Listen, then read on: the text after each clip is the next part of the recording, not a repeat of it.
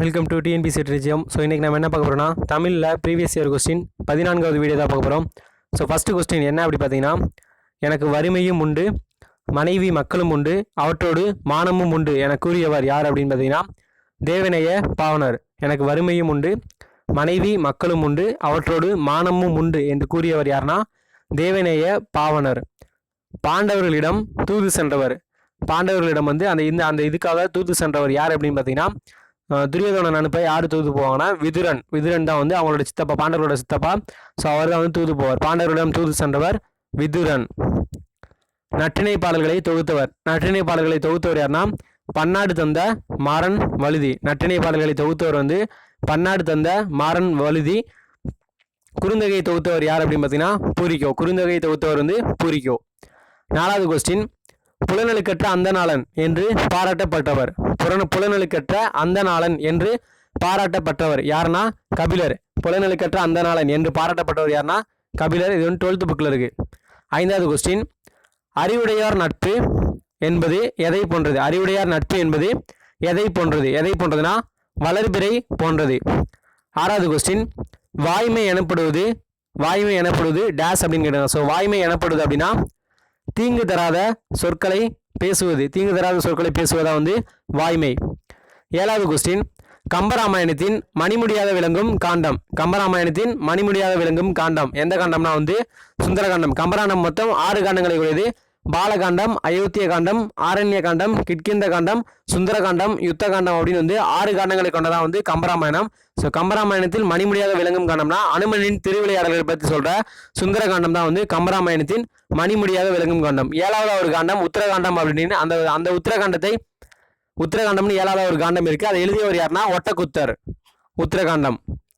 8வது கொஸ்டின், நூறாசிரியம் எனும் கவிதை நூலின் ஆசிரியர். நூறாசிரியம் எனும் கவிதை நூலின் ஆசிரியர் யாருன்னா பாவலரேறு பெருஞ்சித்திரனார்.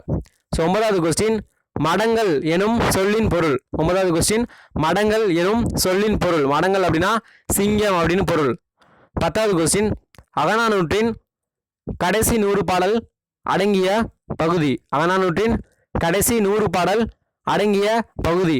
அகநானூறு வந்து பார்த்தீங்கன்னா 3 பகுதியில் விடுது. களிற்றியானை நிறை, மணிமிடை பவளம், நித்திலக்கோவை அப்படின்னு வந்து 3 பகுதியில் விடுது. ஸோ களிற்றியானை நிறை அப்படிங்கிறது வந்து 120 பாடல்கள். மணிமிடை பவளம் வந்து 180, நித்திலக்கோவை அப்படிங்கிறது 100 பாடல்களை கொண்டது. ஸோ அகநானூற்றின் கடைசி 100 பாடல்கள் அடங்கிய பகுதி எதுனா நித்திலக்கோவை. 11வது கொஸ்டின், குறுந்தொகை எனும் நூலை தொகுத்தவர் யார் அப்படின்னு பார்த்தீங்கன்னா குறுந்தொகையை தொகுத்தவர் பூரிக்கோ. 12வது கொஸ்டின், உத்தரவேதம் என்று அழைக்கப்படும் நூல். உத்தரவேதம் என்று அழைக்கப்படும் நூல் வந்து திருக்குறள். வேளாண் வேதம் என்று அழைக்கப்படும் நூல் அப்படின்னு பார்த்தீங்கன்னா வேளாண் வேதம் என்று அழைக்கப்படும் நூல் வந்து நாலடியார். நாலடியார் தான் வந்து வேளாண் வேதம் அப்படின்னு சொல்லுவாங்க. உத்தரவேதம் அப்படிங்கிறது திருக்குறள். 13வது கொஸ்டின், திரைக்கவி திலகம் என்று அழைக்கப்படுவர் யார்? திரைக்கவி திலகம் என்று அழைக்கப்படுவர் யாருன்னா மருதகாசி. மருதகாசி தான் வந்து திரைக்கவி திலகம் அப்படின்னு சொல்லுவாங்க. 14வது கொஸ்டின், சதகம் என்பது டேஸ் பாடல்களை குறிக்கும். சதகம் என்பது டேஸ் பாடல்களை குறிக்கும். எத்தனை பாடல்கள்னா 100 பாடல்களை குறிக்கும். சதகம் அப்படின்னா வந்து 100 பாடல்களை குறிக்கும். 15வது கொஸ்டின், உவே சாமிநாதரின் ஆசிரியர் பெயர். உவே சாமிநாதரின் ஆசிரியர் பெயர். உவே சாமிநாதர் யார்கிட்ட வந்து படிச்சார்னா மகாவித்துவான் மீனாட்சி சுந்தரனார். மகாவித்துவான் மீனாட்சி சுந்தரனார். 16வது கொஸ்டின், திரைக்கடல் ஓடியும் திரவியம் தேடு. திரைக்கடல் ஓடியும் திரவியம் தேடு என்பது யாருடைய மொழி அப்படின்னு பார்த்தீங்கன்னா ஔவையார். ஔவையார் சொன்னதான் திரைக்கடல் ஓடியும் திரவியம் தேடு. 17வது கொஸ்டின், இறந்தும் இரவாது வாழும் தமிழ் மாணவர். அவர் தமிழ் உள்ளங்களில் இன்றும் வாழ்கிறார் என்றும் வாழ்வார். அவர் யார் அப்படின்னு கேட்டாங்க. இறந்தும் இரவாது வாழும் தமிழ் மாணவர். அவர் தமிழ் உள்ளங்களில் இன்றும் வாழ்கிறார் என்றும் வாழ்வார். அவர் யார் அப்படின்னா ஜி போப். ஜி போப் தான் வந்து இறந்தும் இரவாது வாழும் தமிழ் மாணவர். அவர் வந்து தன்னுடைய கல்லறையில் வந்து இங்கே ஒரு தமிழ் மாணவன் உறங்குகிறான் அப்படின்னு வந்து எழுத சொன்னார். 18வது கொஸ்டின், இந்திய நூலகத்தின் தந்தை. இந்திய நூலகத்தின் தந்தை யார் அப்படின்னு பார்த்தீங்கன்னா சி ரா அரங்கநாதன். சி ரா அரங்கநாதன் தான் வந்து இந்திய நூலகத்தின் தந்தை. 19வது கொஸ்டின், வினையே ஆடவருக்கு உயிர். வினையே ஆடவருக்கு உயிர் என்று கூறும் நூல் எந்த நூல்னா குறுந்தொகை. குறுந்தொகை தான் வந்து வினையே ஆடவருக்கு உயிர் என்று கூறும் நூல். 20வது கொஸ்டின், மனமுத்த நட்புக்கு வஞ்சகம் செய்யாதே. இக்கூற்றை கூறியவர் யார்? மனமொத்த நட்புக்கு வஞ்சகம் செய்யாத. இது வந்து 10ஆம் புக்கில் இருக்குது, ராமலிங்க அடிகள் பாடத்தில். ஸோ யார் கூட்டினதுனா வந்து ஒரு 10 கட்டளைகள் சொல்லியிருப்பார். அந்த 10 கட்டளைகளை தான் வந்து மனமொத்த நட்புக்கு வஞ்சகம் செய்யாத யார் கூற்றுனா ராமலிங்க அடிகள். ஸோ நேற்று ஒரு 2 கேள்வி கேட்டிருந்தேன்.